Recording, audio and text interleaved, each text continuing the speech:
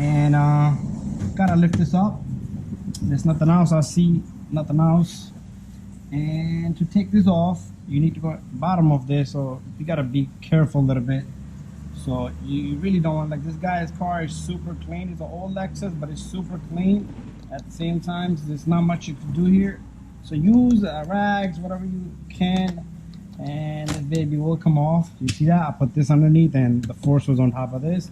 You're not damaging nothing over here. Do it properly and easily. Take your time.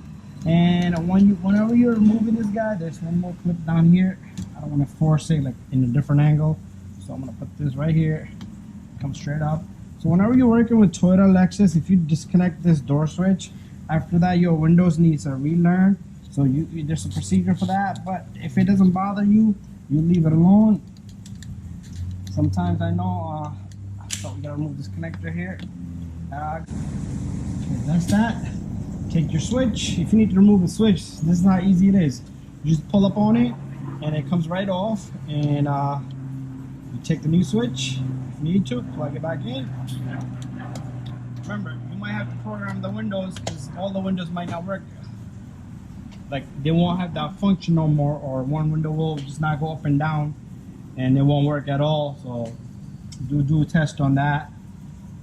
And I'm gonna put this baby in. Make sure